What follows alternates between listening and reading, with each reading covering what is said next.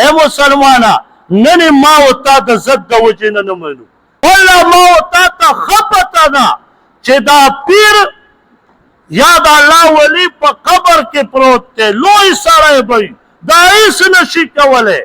والله چې دا منجور تم پته ده چې هیڅ نشي کولی خو لیکن که منجور وایي چې دا پیر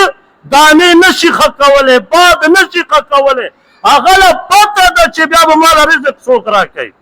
هغه چې دا ځان ته مال کړي ښودي دي په دې نیت چې خلک به کور ته وړي ماله به څه پیسې راکوي نو که هغه هر چا ته وویل چې هلکه دا څه نشي کولی د هغه بین بیلنس ختمیږي دغسې دا زر بین بیلنس ختمېده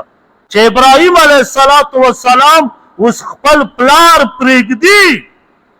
دې ته ویلی کېږي ایمان دې ته ویلی کېږي توحید او ته دغه توحید نن ژوندی کولی شې ابراهیم علیه السلام بوتان مات که ته ورشه زیارت ته ګمبد والا راغوزار که تاسې وایئ چې ابراهیم علیه السلام زموږ پیغمبر دی هغه خو بوتان مات که او توحید دنیا ته ښکاره که ای مسلمانه ته ګمبد ورانولو په ځای جوړی افسوس دا دی چې مسلمان پوهېږي دا عقیده به یې وله تباه کړي خو زه په هغه مسلمان خفه کېږم چې 5 وخته مونځ روژه قرباني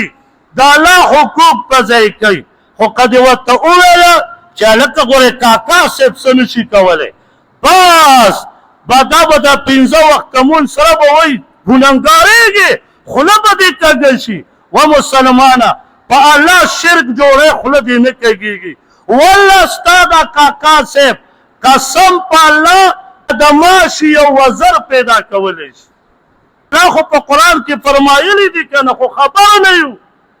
وَإِن يَسْلُبْهُمُ الذُّبَابُ شَيْئًا لَا يَسْتَنقِذُوهُ مِنْهُ الله فرمایي که دا مچ دا ستاسو نه یو زره شی وتښتئ ستا دا پیران ستا دا اولیاء ستا دا بزرګان ستا دا شیخان ستا دا علما ستا دا نیکان ټول راغونډ شي د دې ماشي د مچ د خولې کې چې څه شی راخیستی دا ترې نشي واپس کولی او تا د خیر د بادو د دې پیر ګرځولی